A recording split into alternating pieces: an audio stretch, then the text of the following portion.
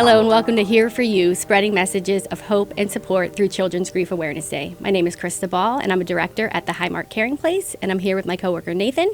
Hi, I'm Nathan Marshall and I'm the Senior Marketing Strategist at the Highmark Caring Place. I'm also in charge of our Children's Grief Awareness Day initiative, which we're really excited to talk to you about today. Thanks, Nathan. So during our time together today, we hope to accomplish a couple of things. We're going to explore the background, the mission, and the vision of Children's Grief Awareness Day. We hope to provide an understanding of the positive impact of community support on children and families who are grieving, and we hope to provide you with some actionable items for bringing Children's Grief Awareness Day initiatives to your community. But before we get into any of that, I always think it's really important just to lay some ground rules, a couple of kind of agreements, if you will, maybe some acknowledgments. Nathan and I are here today. We're going to speak from our own experience. We've had a lot of wonderful opportunities to interact with children and families along their grief journey, both through our work at the Highmark Caring Place and through our work with Children's Grief Awareness Day. And through that, we have seen that there are many, many threads of similarities that tie families together when they are experiencing the devastation that grief and loss brings to a family. But we also want to recognize that we know that grief is a unique and individual journey for each and every family. It looks different for each child, for each family, for each community. And so we want to acknowledge that. We want to acknowledge that your background, your culture, your community, all of those things affect the way that you grieve and the way that you seek support from one another. We certainly believe that every person deserves and has the right to have a safe place to grieve. And we really do strive to make grief support accessible to all. And we would welcome any feedback that you might have about that after the presentation and helping us to develop, a platform that is accessible to everyone. And then finally, I also want to just acknowledge that anyone that's listening to this presentation, including Nathan and myself, no matter who you are, you carry your own loss history, whether it's a loss through a death or a loss of some other type. We all are carrying our own loss histories. And if you're here listening to this presentation, you're probably a helper. Nathan and I see ourselves as helpers, and you want to support other people, but we also know that it's so important to take time to acknowledge your own losses and to seek support when needed, because absolutely you can't be a helper if you're not taking care of yourself. And so we want to just encourage you that, give yourself grace, take time for yourself when needed. When hearing about stories of grief and loss, it certainly might trigger our own stories. So just always something to keep in mind. And then one more piece before I pass it over to Nathan and we get really into the content. I do want to acknowledge and give credit to the Highmark Caring Place. I know Nathan and I said that we both work for the Highmark Caring Place. We are really fortunate to be with this wonderful organization. The Caring Place is the organization that founded and oversees Children's Grief Awareness Day. I know many of you might be familiar with the Caring Place, but if you're not, the Highmark Caring Place is a place that strives to provide hope for individuals and families that are grieving. We are located in Pennsylvania, and we have 4 sites throughout the state of Pennsylvania. And at each of our sites, we provide in-person peer support groups for children and their families who have experienced the death of a loved one. We also have a program for young adults who are grieving. We know that that's a population that very much needs support. So we have a program called Journey to Hope, and the amazing thing about that program is that it's a virtual program. So it's available to young adults from anywhere who are grieving that need support. And in addition to the support services that we offer, we really have a larger mission of hoping to change the conversation around grief and creating a grief-friendly culture and atmosphere for all. And so we strive to do that through our consultation services. We have presentations and resources that we provide. We have in-school peer support groups that we provide. So lots of services available. All of the services at the Caring Place are provided at no cost always to any family or individual in need. So with all of that said, was a mouthful. You did a good job. That's a lot. With all of that said, let's get to the content, Nathan. Yeah, Let's just talk about Children's Grief Awareness Day. Let's go back to the beginning and how it was created. Yeah, we're so excited that you're interested in Children's Grief Awareness Day. We love Children's Grief Awareness Day. It's an interesting story. Some of our employees of the Caring Place were up in elementary school in Erie, and one of the kids said something to the effect of, "There's a day of awareness for so many causes, but no one recognizes us. And we're like, wow, it was so humbling and so true. And so we said, let's do something about it. And I'm just so thankful. I was not here at that time, but I was so thankful that people had the foresight to do that in 2008. And that's why we're here now, 16 years later, which is crazy to think about. Children's Grief Awareness Day is observed on the third Thursday of every November. And it's right at the beginning of all the holiday season. There's so many holidays, and we know that people are grieving a lot during the holidays as well. And so it's a very difficult time. So that's why it takes place then. It started as a very grassroots effort. We've watched it grow even just since I've been here for 5 years. It's grown from just like a local thing to a national thing to even an international thing. We have people all over the world celebrating and trying to help observe Children's Grief Awareness Day and supporting children who are grieving. It's really remarkable. Yeah, it really has been amazing to have watched that growth. You know, we spent some time a couple of years ago revamping our mission and our vision of Children's Grief Awareness Day. Nathan and I were both a part of that process. And we kind of boiled it down to 3 different actionable items: educate, equip, and honor. And with that, we hope to, provide resources to educate the community about grieving children. We know that grief is a difficult topic to talk about. Even those of us that work in the field and are professionals that talk about it every day. We just talked about this recently. Yep. Even those of us that work in the field, we sometimes wonder, what do you say? What do you say to someone who's going through a grief journey? How do you support them? And so we want to provide resources and tools to be able to educate the community. We hope to equip peers and adults to support grieving children, because grief is hard. And if you think about it, the grief of children, is even more difficult to think about, right? And so particularly with children, how do you support them? How do you give kids the information to be able to support their fellow friend who's going through a grief journey? How do you give the adults that are supporting children the tools that they need to support those children when they have experienced the loss? And then we hope to be able to find ways to honor the children and their loved ones who have died, because really that's what it's all about, right? The children that continue to live on and the loved ones that they are always remembering and carrying with them.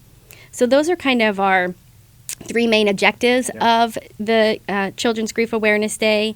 And I know Nathan and I wanted to talk just a little bit about what it is that we like about Children's Grief Awareness Day, really what it is we love about Children's Grief Awareness Day. We talk about this all the time.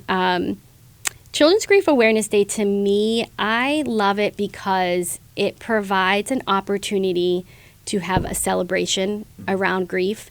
And I think that sounds a little bit weird to say. And we've talked about that before, that it's weird to say, do you celebrate Children's Grief Awareness Day? Do you honor Children's Grief Awareness Day? Do you observe Children's Grief Awareness Day? We've thrown those words around, and sometimes we're not sure what it is. But I do think there is a place for celebration. And what I like about that is that we know and we learn every day from the kids that we see at the Caring Place that life does continue to go on. And these families, in the wake of their heartache, choose for life to go on. And kids that are grieving, they're still kids. They want to play and laugh and have fun just like any other child. And so finding a way to incorporate all of that into their lives is so important. And I think that Children's Grief Awareness Day has given us that platform to say, you matter, your grief matters, we're here for you, and we're going to talk about that a little bit more later on. And it is okay to continue to celebrate even in the midst of a loss.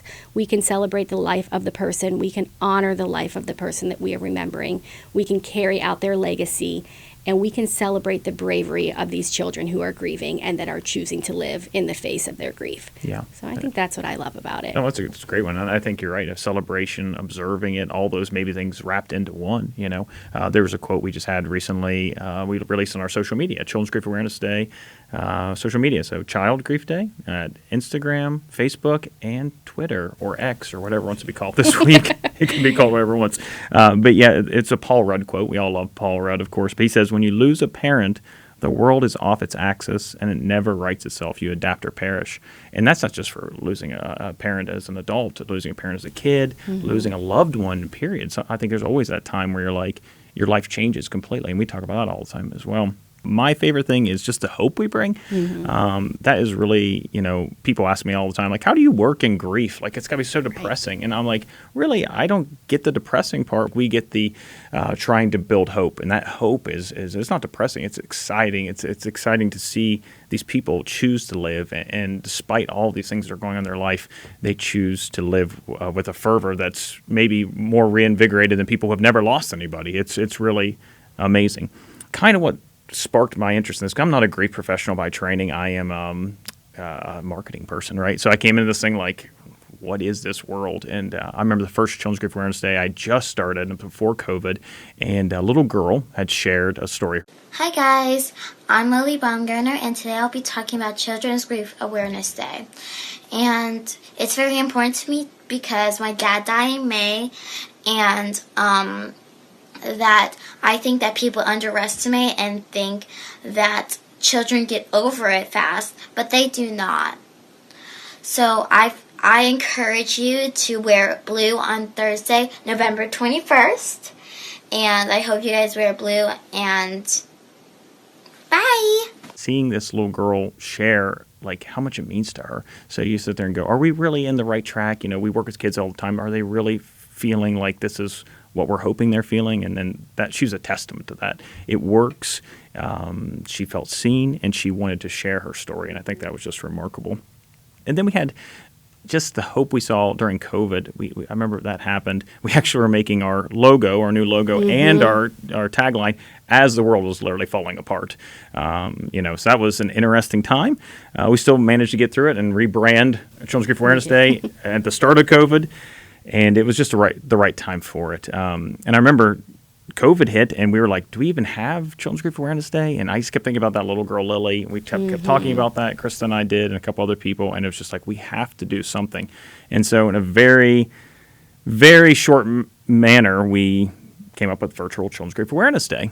On Children's Grief Awareness Day itself, we invited a remarkable group of people from across the nation and around the world. People who know so much about children and grief, to help us create a way for grieving children and their families and those that love them to join in and join together for a day filled with activities. This remarkable group of people featured none other than LeVar Burton, reading his children's book, The Rhino Who Swallowed a Storm, and speaking about why a day like Children's Grief Awareness Day is so important. But I wanted first to talk a little bit about Children's Grief Awareness Day. Today, there is a lot of grief happening in the world today, and not just by grown-ups. Kids are grieving too. And a lot of our grief is happening inside, where we can't always see it. Well, today is a day to notice all of the kids who are having feelings that they're holding in because they feel like it's too scary to let those feelings out. Today is a day to support these kids. A day to let them know that no matter what it is they're feeling, it's all okay. And it's a day to know that no matter what it is we're feeling, that there are always people who are here to support us, people who care about us, people who are eager to help us sort out our feelings so that we can feel okay about them. So, look out for those helpers.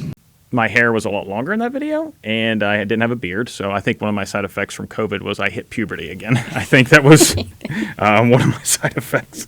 But we pulled together because we knew we had to, and it was something needed to be done. And I think that's what Children's Grief Awareness Day is all about. I mean, it's pulling together to help kids to be helpers, as you talked about earlier. And that day was so remarkable because in a matter of weeks, we got all these great people to fill a whole day full of scheduled events, and also LeVar Burton. So I remember when we got the video for LeVar Burton, and his people were so nice and so wonderful, and he was as always, such a nice man, that, he sent it to us, and I was in my car when I got it, and I texted you, and I'm like, literally, I felt like I was 6 years old watching Reading Rainbow again. Yeah. I was just like, he is the man still, and his voice was just like, this is great, and it was the perfect person to kick off that virtual event. And we've been doing it for a long time. Yeah.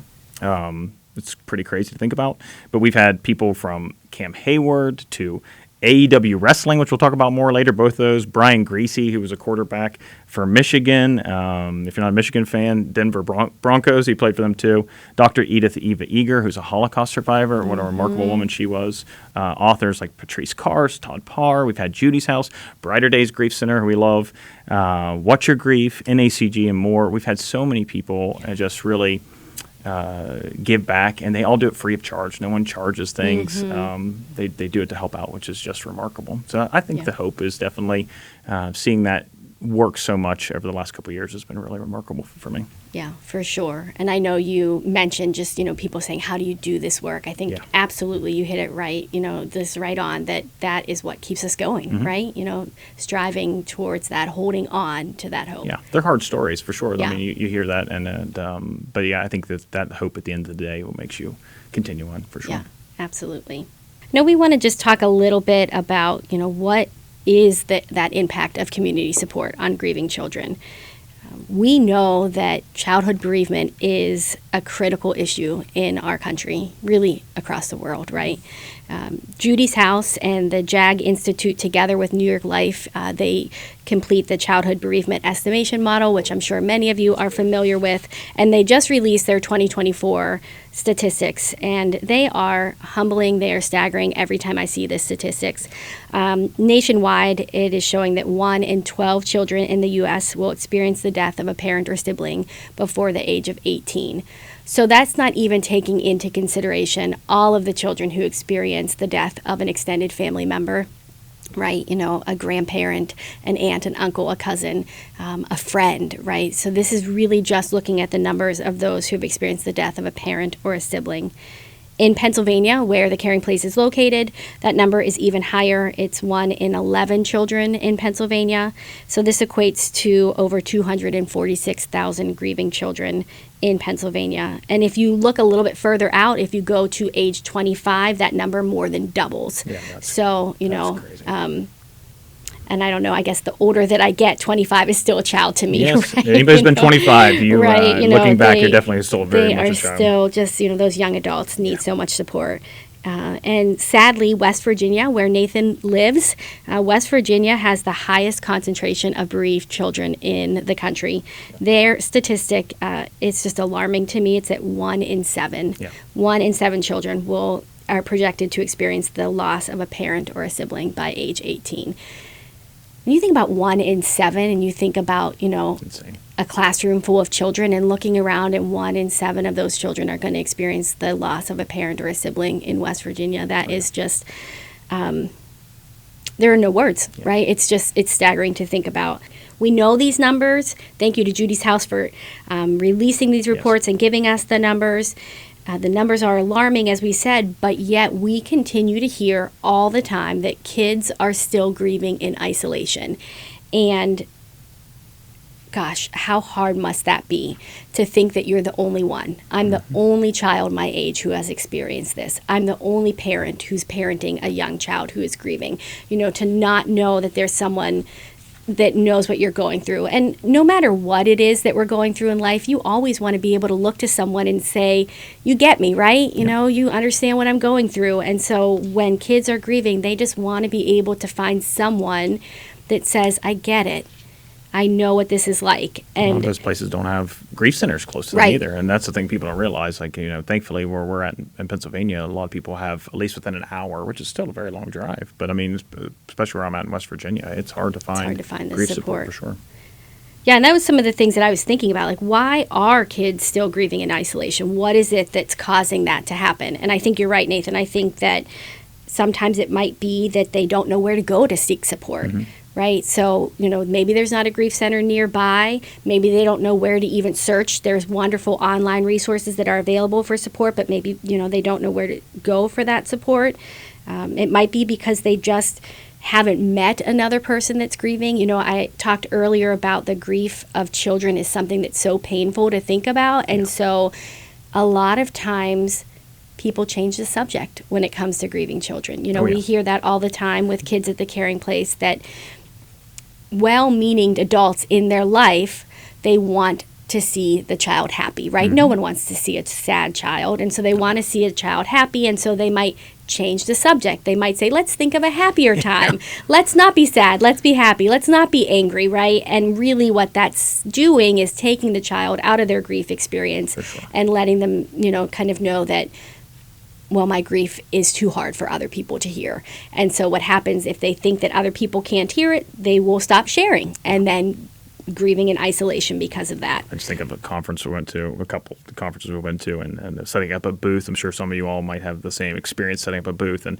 I remember myself and another gentleman, we were at working the booth, and a lady came up so excited about it. And I'm sure, you might have these similar stories. And she's like, what do you all do with children? And we're like, we support children who are grieving. And she goes, oh, and walked away. And I was like, that was interesting. Scary, yeah. It's just, but people hear, as soon as they hear grieving and children, they're gone. So it's still trying to find that way to make it palatable for them to process. Because again, it's no fault for that lady. She's just not something she had chose to think about that day, and it's hard to think about for sure. Yeah, for sure. I think the other thing that to think about, and again, many of us know this, but one of the reasons maybe why grieving children aren't getting the support that they need is that we know the grief of children looks very different than the grief of adults. Yeah. And so I think sometimes because of that, it's just not recognized, right? So a grieving child is also a playful child, and I talked about that a little bit earlier, right? A child who is playing and laughing and having fun can also be grieving at the same time. Sometimes for kids, their grief comes out as anger, as defiance, as acting out. We see a lot of times that kids are, being labeled as being a difficult child, or maybe getting misdiagnosed because we think that they are, being oppositional. And really, they are trying to figure out how to express their grief and these really big feelings that come with grief. The other thing that we know about the grief of kids is that it does happen in spurts. And that's really different than how adults grieve. We as adults tend to kind of take in the full reality of grief all at once, and we think about what we've lost in the present, what we are losing in the future. We grieve for what was and what would have been and all of that. And for kids, it is too much for them to do that all at once. And actually, just last night, we had a group at the Caring Place, and one of the adults said it in such an interesting way, and I'd never heard it said this way before, and I hope I can do it justice to what she said. But she said, when I was trying to understand the grief of my kids, I couldn't. And I was watching them, and I was thinking, they're not grieving. And why aren't they grieving? I'm over here devastated, and my kids are not showing any signs. Yeah. And she said what she learned was grief is like a flame. And if you get too close to it, you're going to get burned. And for kids, they can't do that. They're too fragile to get close. And so they might get a little bit close, but then I pull my hand back right away because I'm feeling the heat of that, right? And she said for adults, we learn over time to tolerate it a little bit more.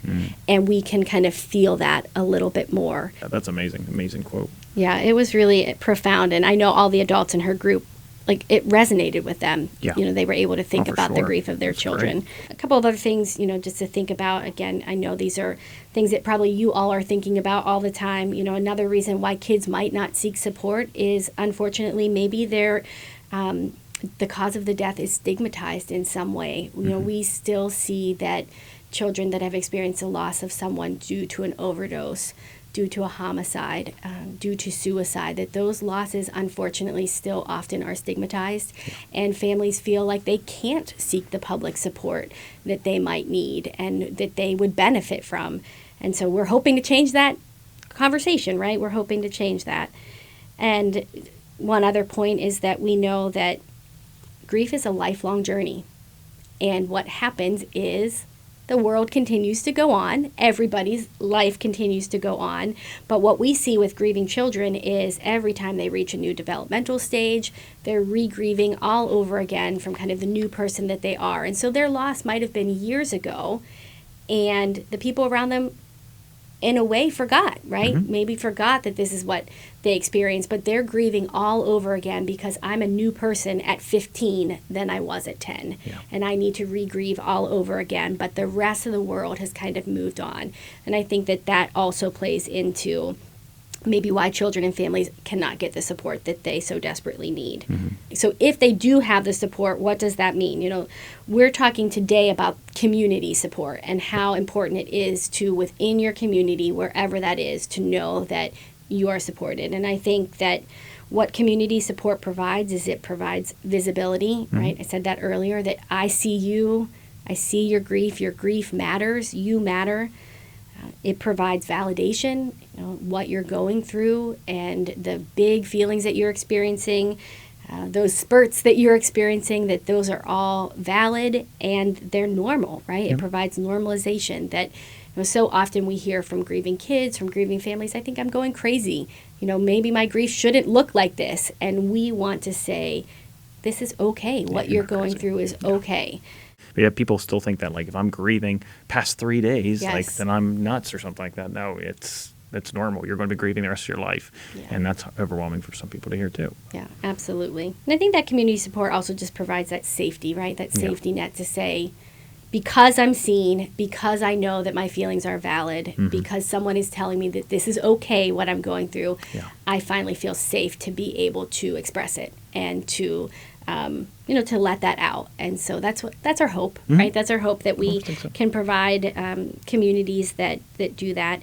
You know, certainly there are studies that show the importance of grief support. There's a study by Bergman, Axberg, and Hansen that showed that grief support can help prevent children from experiencing more severe problems such as mental health problems and traumatic grief after a loss.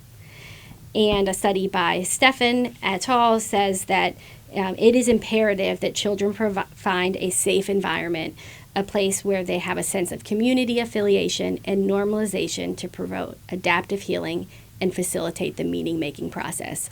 So definitely there's studies out there that kind of statistically show us that this is what is important. But I think what Nathan and I have the privilege of seeing every day is more of those anecdotal stories. You know, we kind of see it play out in the support through the Caring Place. We see it play out through Children's Grief Awareness Day. And I know, Nathan, you mentioned earlier that you come at this at a little bit of a different background. You know, my background is as a clinician, as a therapist.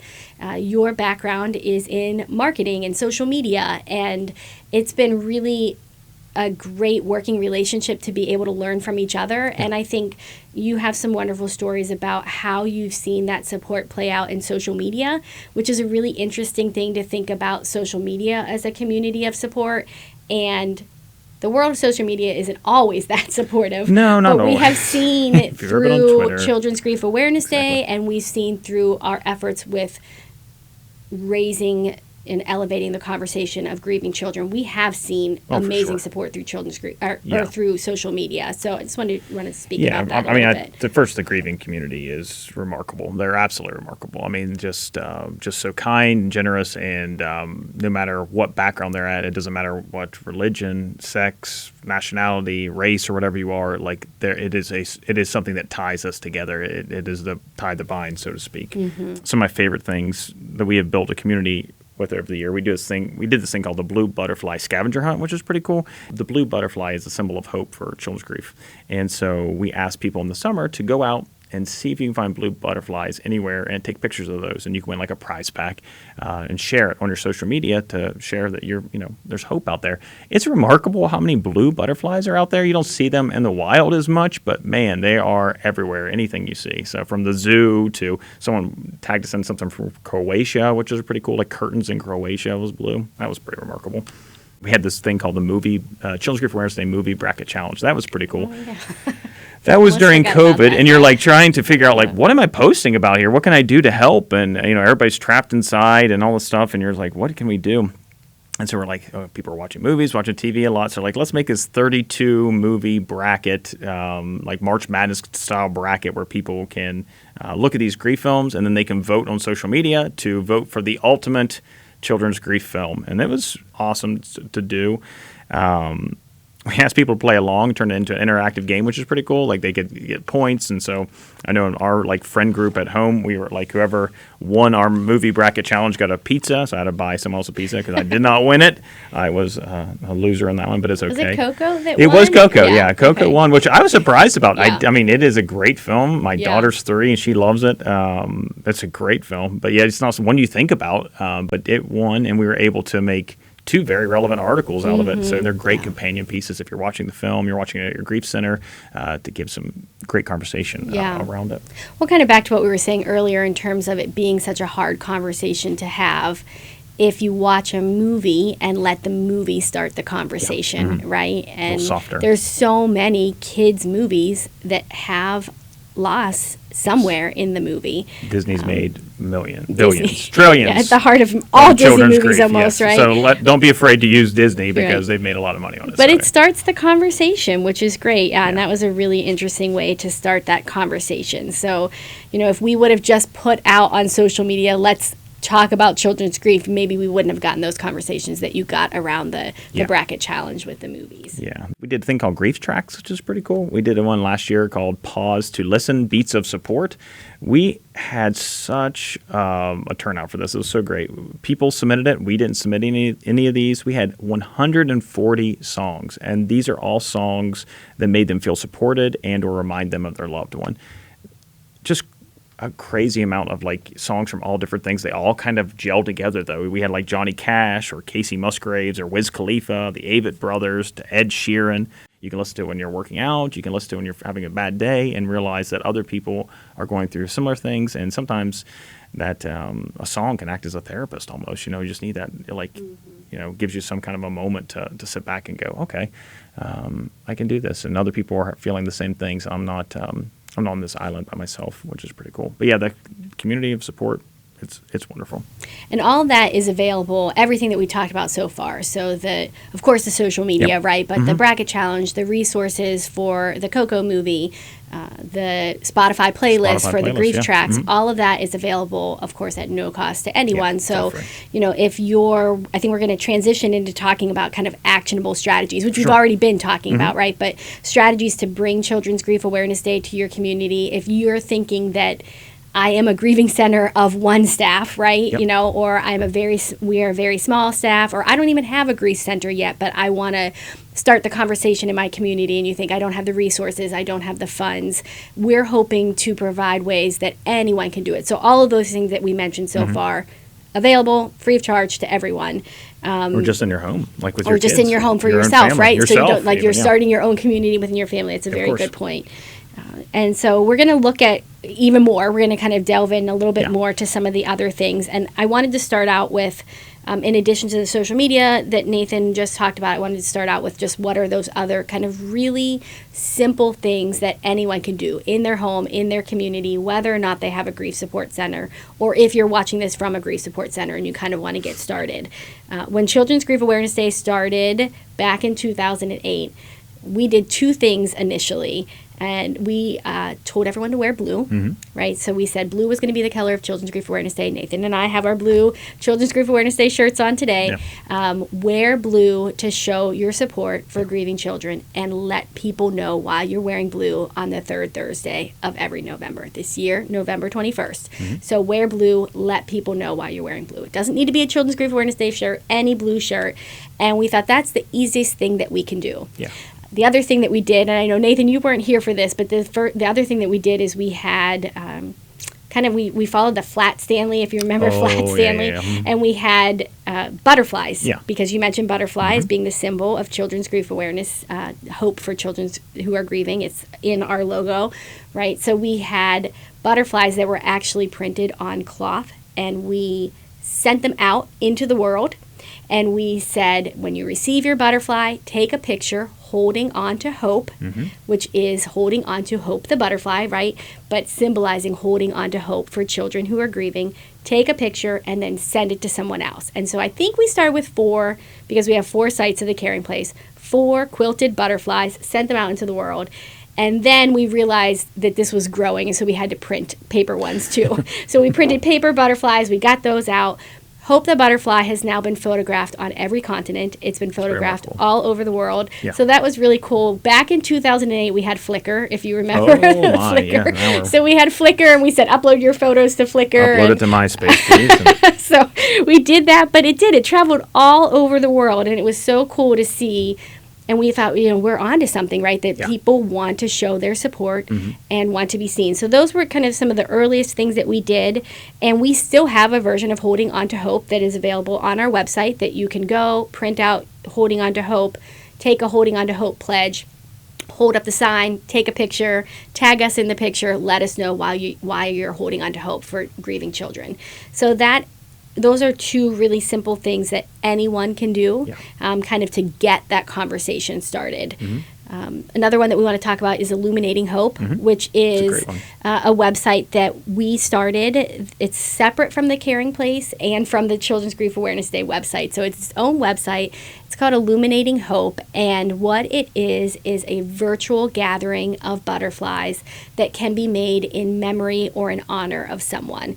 And it's really cool because, again, it's available to anyone. You can do it from your phone. We have a really simple tutorial video in terms of how to do it.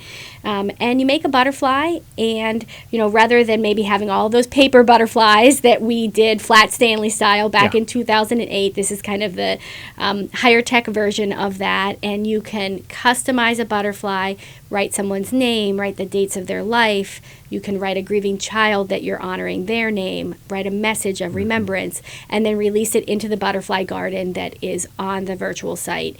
And it just really shows that you're not alone, right? So even if you don't have a community in person, it's really cool to see that your butterfly is part of this larger community of individuals who are grieving, who are holding on to hope, who are honoring loved ones together. And that's available, again, to anyone.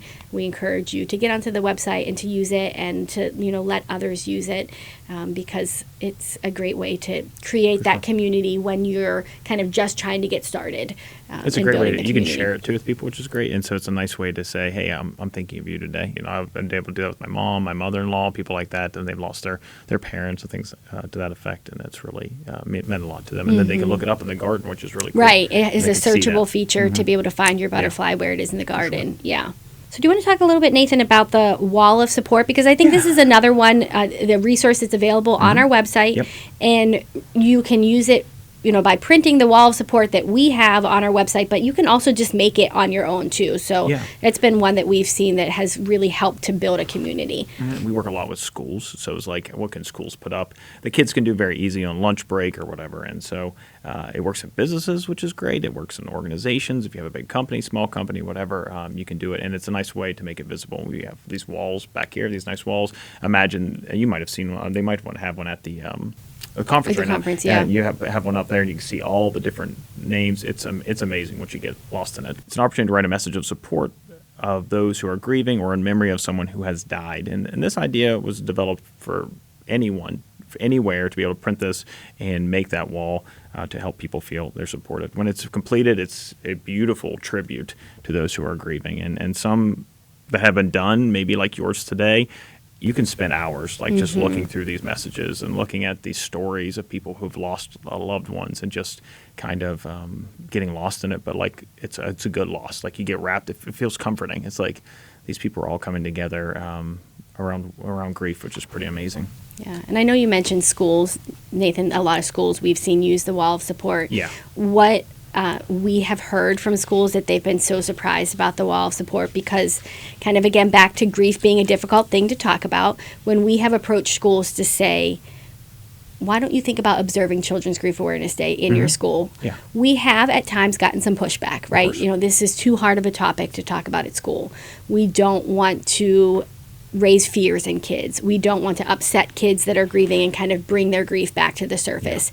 Yeah. And one of the things that we've said is maybe put up the wall of support.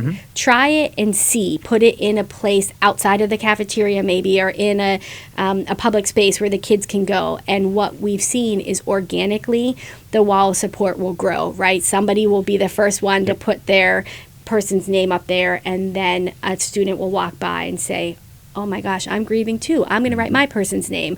And every time we've seen that happen and we've had conversations with schools, they've come back to us and they said, I had no idea. Yep. I had no idea that this many kids at my school were grieving and were seeking support and wanting to give support at the same time. And it opened up such a conversation. So it's a great way to, if you don't know how to start the conversation, let it happen organically through something like that. You mentioned like having it at a business. Yeah. You know, we've seen it at coffee shops locally that they've put the wall of support up and you just have the little chat bubbles that people can write on and watch that build. And it's, you know, it's amazing to kind of watch that happen. Every year we have so many local businesses raise awareness, and these are small businesses, a lot of family-owned businesses, and they really just go all out. They hang the wall of support up, which is great. They'll have our themed posters, which are available online as well. They put out information on grief and grief support. People can pick them up as they're picking up coffee or picking up a drink or popcorn in some instances, or at a hockey game or whatever. They wear blue on Children's Grief Awareness Day. We have so many great, it's so fun to be on the social media side of Children's Grief Awareness Day, the day of, because it's just thousands of pictures and comments and stuff all day. Children's Grief Awareness Day has been a great way to get businesses involved. Yeah, it's a fun way and that's the thing. It's a fun way for people to get involved, and they feel great about it, which is great too. So yeah, for sure.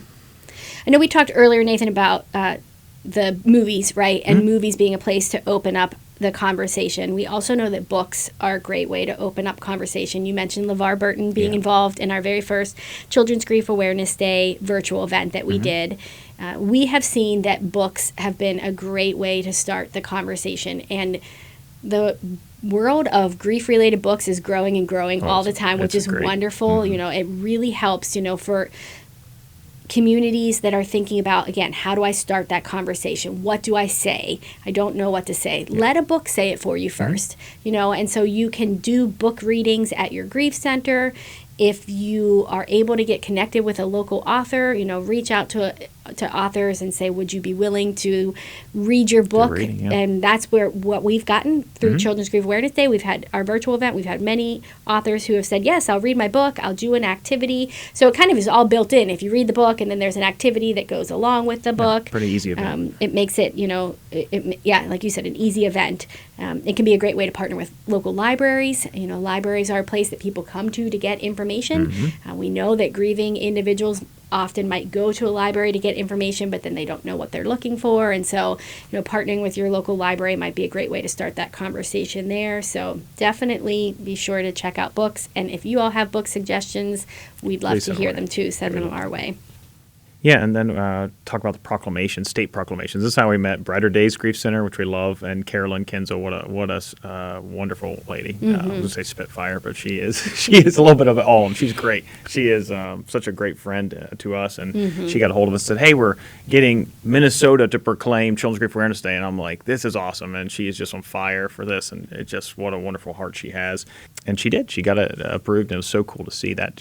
She actually inspired me. I was like, that's so cool that she did that. And, you know, we have this out here, and I just really started, and I was like, you know, I need to do that in my own state. Of course, you said West Virginia, 1 in 7. My mom was a grieving child. So I grew up the son of a grieving child. Her brother got killed by lightning of all things, and her dad died several years after that. So she had 2 significant losses, and then a lot of uncles and aunts during that time. And just seeing her, you know, on the day of their death, like crying, like, why are you crying today, Mom? And talking to her about that, that was an interesting perspective. But I wanted to do something to help my state out and to honor her. And so I was like, let's practice what we preach. And I went out and was able to do that. It's very easy. So I'm speaking from experience. It's super fun. It's very easy to do. It's neat to talk to politicians. They're excited to talk to you about this because they're looking for positive things, which is good. And this is a positive thing.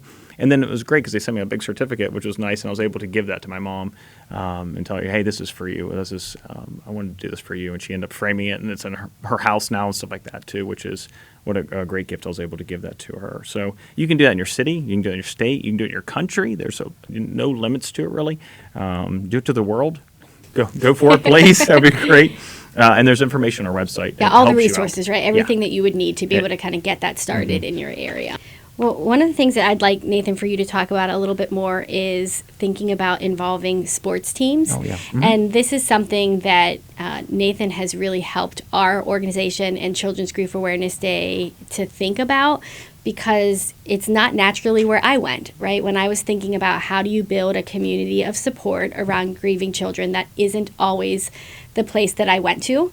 I wouldn't have thought of professional wrestling, and you're going to tell a little bit of a story about professional wrestling and how that has become such a meaningful relationship for us. Yeah. But, I'd love to hear just kind of your thoughts about how might you get started, and why is that important to reach out to sports teams, because you've seen that work. Yeah, well, originally I wanted to be an NFL football player. As you can tell from my physique, I fell short of that goal, very short. But I love sports. I always have loved sports. I love the stories are what I love the most. I think any good sport has great stories, and you'll see that at the Olympics going on. I mean, and grief stories. My goodness, Right, there's so many people and so we started looking at what are some sports teams, some sports celebrities we can get a hold of, and one of those we were lucky to work with last year was Cam Hayward. I mean, if you know anything about Pittsburgh Steelers, Cam Hayward, salt of the earth. He is just one of the best guys you ever meet. His dad. You might be a little biased being from Pittsburgh, but I don't think so when it comes to Cam, right? We've got 6 such Super Bowls. a great We're guy. not biased. No, he is a great good guy. guy. No, but his dad, Craig Ironhead Hayward, who was all-pro himself, and he died when Cam was a senior in high school. So, and not only did Cam help us put on a wonderful event for families, we were able to bring them all in. They're all dressed in their Steelers attire. He gave them all autographed pillows, which was even over the top. He just continued to do great things. But we were able to film him and use that video for our virtual Children's Grief Awareness Day event, which is great. He ended up being our keynote speaker. If you haven't seen that video yet, you need to go back and watch it. I would love to hear more from you guys and love to hear your questions. If you could talk to your dad one last time, what would you tell him? I would tell him I love him. I would say thank you for the moments I did get. And I would say we all miss you. There's not a day that goes by that we don't miss you. And that we're going to continue to just try to make you proud, because that's all we're given. And he continues to help us out. He's donated stuff to our site. He's donated financially to our site. He's truly been a champion, and he does it year round. And that's what you're looking for. Someone who doesn't just, and that's what we talk about with Children's Grief Awareness Day. This is just the catalyst. We want people to get on this day and then for the rest of the year continue to support children who are grieving, which is remarkable. Wrestling. This is the weird one. Yeah. Everybody poor wrestling. Why does everybody think it's weird? Just because they're big, sweaty men, oiled up, I guess. But not all men. There's women too. But I don't know if they're oiled up. But so I didn't get it. I didn't ask them that question. Maybe I should. But we're always looking to try to highlight different grief stories, right? And so there's a competitor for WWE now. I don't know if you know this, but I'm plugging them because they're awesome and they're great people. All Elite Wrestling, AEW Wrestling. AEW had this wrestler named Brody Lee. He's a big guy. He had this big gnarly beard. He was this bad guy, He ended up having this rare lung illness, and he ended up dying. So the next week, this is when things really took a very crazy turn, because AEW, their main show is called Dynamite, and they dedicated the entire show to honoring his family, his legacy, and his children, which was so remarkable. And it was just like, wow, that's a huge business, this multi-million-dollar business, and what they're doing for a grieving family, a grieving child. It was just remarkable. So we ended up getting a hold of his wife about a year after this happened, Amanda, and she's just, again, salt of the earth human being, and her sons, Brody and Nolan, they're just great, great people. She ended up doing a video for our virtual Children's Grief Awareness Day. But please, if you are going through grief, get your kids help, get your kids the support they need. Let them be little and let them be kids. The world's gonna grow them up. Let them be little for as long as they can and enjoy this joy. The video ended up reaching, we put it out, tens of thousands of people. People were commenting. I mean, we had hundreds and hundreds of comments of support for her, but also just supporting each other, sharing their grief stories. Like, we're really onto something here. This is a whole different vein that we had never gotten into. And then since then, we've been working with Amanda and her sons. They've done meet and greets. Wrestlers have done meet and greets. We went to a wrestling show. I got Krista to a wrestling show. Yes, that was first time ever. Did you have a good time? It was interesting. I will say that. She was. I thought she was going to jump in the ring at some point. No, we said we were able to take our families there, like the families from our center there, and so they are always a great partner. They've donated stuff to us. They've donated to our auction. One of the really cool things they've done recently, they had the Brody Lee Reebok Classic Leather sneakers. Reebok literally made sneakers in honor to Amanda's husband, Brody. They were exclusively at Champ Sports, and they let the family, and specifically Nolan and young Brody Jr., design the shoes, which they're like, I think, the youngest to ever design shoes for Reebok, which is pretty remarkable. They released it to all these big news outlets. It's been great. The Highmark Caring Place, Children's Grief Awareness Day, was mentioned on Sports Illustrated. They had a big release at Times Square that was really cool. They had a video of Brody and Nolan, voicing over a tribute to their dad, which was just remarkably moving. What is a legacy? A legacy is what we leave behind. It's formed through the connections we make, the way we treat people, and the way we make them feel. It's the way we walk through this world. I am the exalted one. My dad's legacy wasn't just the wrestler, but the man. Everything he was lives in us, and we honor that legacy every day. Champ Sports has given my brother and I the opportunity to continue that legacy. We helped design this Reebok sneaker, which details moments from his life and career. Our family will be donating 100% of the royalties from this sneaker to Highmark Caring Place, an organization which represents my dad's legacy of kindness, compassion, and community by providing comfort and healing to those coping with the loss of a friend or family member. Highmark Caring Place has proven to be an invaluable support system and holds a special place in our family's hearts. It was just another great way to bring awareness year-round. And it started with Children's Grief Awareness Day, and it grew so much more. And these are things you can do with your own grief center, too. And I think the most amazing thing was that young Brody saw his mom's video. And he was so moved by it that he said, I have to do this, Mom. I have to be a part of this. And he wanted to share his video last year. So last year during Virtual Children's Grief Awareness Day, if you hadn't seen that, that's a great video too. This young man just telling you, like, very raw with his grief, trying to give back his perspective, to people and tell what it's like. A good thing to do is let the person have fun. Just because they're not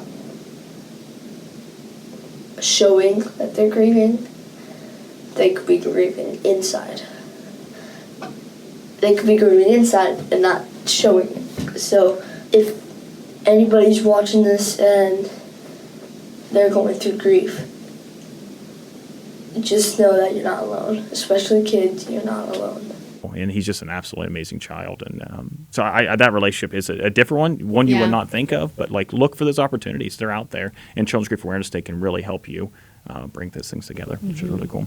And I think, just thinking about, the whole hope with our talk is about building communities, right? Yeah. And so a community is beyond what you see in your own community, right? So, like I said, maybe that wasn't something that I was thinking about in terms of sports, but for so many people, that is where their community is. And so to be able for children to have someone that they look up to say, I too was a grieving child, and I have taken my grief and channeled it into a purpose, right? Yeah. And to be able to do that and to have that, someone to look up to. And just, again, starting that conversation, right? Because so often, unfortunately, we still hear that, if you're a boy, you're not supposed to cry. Yeah. You're not supposed to talk about it. And we know that that is not true. We absolutely, do not believe that. But it's still talked about a lot. And so to see someone in the wrestling community, 6 in the foot football 8, 300 pounds, crying up in the guy, football community, saying, I'm going to share my real emotions with you, and it is okay if you do as well. That's great. It has really built that community and started the conversation. So it's definitely been amazing. We also worked with the Erie Otters, and the good thing about our communities is most of us have a local sports team of some sort, whether it's minor league or whatnot. They're an OHL team, so these guys are pretty young, 16 to 20, basically. They're not old themselves. They're basically like a preparatory thing for the NHL. A lot of these guys will get drafted to the NHL. But they did the first ever Children's Grief Awareness Night, which was a night dedicated to helping support children who are grieving. We did this now. This is our third year doing this, and that was the first time in all of sports which is crazy to think about. All these promotions for sports stuff like that, they never had Children's Grief Night or anything like that. The Erie Otters are amazing to work with. We've had custom jerseys. This year we have a game jersey. It's actually, they're going to wear it the entire game. And the good thing about it is they're doing such a good job with it. They're patterning it for other teams, and a couple other teams are doing this year. So we're not even involved in that. It's pretty awesome to see this initiative growing, and we'll be more than happy to share our pattern with anybody just to get the word out. Right. That's the hope. The game jerseys have been just so cool to see. They're beautiful. They're blue. We worked with a local place called Erie Apparel to make a custom logo now, and so every year when we wear these jerseys, we'll have that custom Erie Otters logo, which is great. And they honor grieving families with a puck drop, which is awesome to see that. And just talking to those families before the puck drop and hearing their story and knowing how much that means to them is pretty remarkable too. Yeah. It's a big deal. And they just do so much more. They've donated to us. There's literally a giant wing dedicated to the legacy of the Children's Grief Awareness Night games we've been doing, but also we have bubble hockey there, thanks to the Erie Otters, which is great, and the kids love that as well. They've educated their staff, their players, their community. People listen to the Otters where they, it's a little more palatable, like we talked about earlier, to hear from an Erie Otters player than it might be from a grief professional. And we've been able to, in turn, again, like AEW, support them in their grief. They've had, there's an instance recently where a player in another team died, and the Otters chose not to play that game because that was their friend. I mean, they might be someone to play against, but these people all come up together, and they knew, and they choose not to play that game. And some of the community, they had a backlash against it. Like, why are you not playing this? Play this game. And they had to reach out to us and said, are we doing the right thing? And it was neat to talk to them about that and say, hey, thank you for doing that. There's no wrong way to grieve. Like, what you did was not wrong. And then players on their teams that lost one, Elias Cohen. There's a video of Elias here. If there's one thing that you could say to your dad if he was sitting across from you right now, what would that be? Just how much I love him and how I'm going to achieve all my goals and make the NHL for him. I feel like he taught me everything I need to know, and I love him so much, and I'm so happy for all the things he taught me, and I still talk to him, and I just love him so much, and I miss him.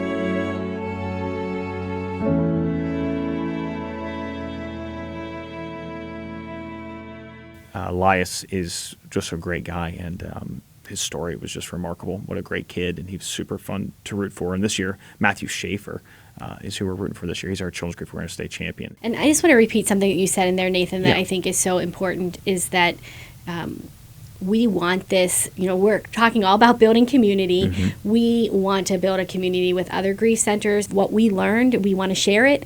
Our website is full of resources to be able to figure out how to start these conversations, items that you can print. You can put your own logo and attach it as well, so you can have your logo and the Children's Grief Awareness Day logo. We really want to kind of help as much as we can, have a ready-made package for grief centers and individuals, schools, communities, businesses, whoever that might be, that want to elevate the voices of grieving children. We want to give you the tools, and we want to learn from you too, because when we hear from other partners, that's when we learn and we get ideas, and we all work together. And so starting that conversation and continuing that conversation, that's where the community builds. And we have seen the importance of that. And we heard the numbers. We know the numbers. We know that grieving children need support. And we're so thankful for the community that is built, and hopefully will continue to grow. And we look forward to continuing to spread this awareness with you all. For sure. Thanks so much, Krista. Thank you, everybody, for joining us today, too. Thank you.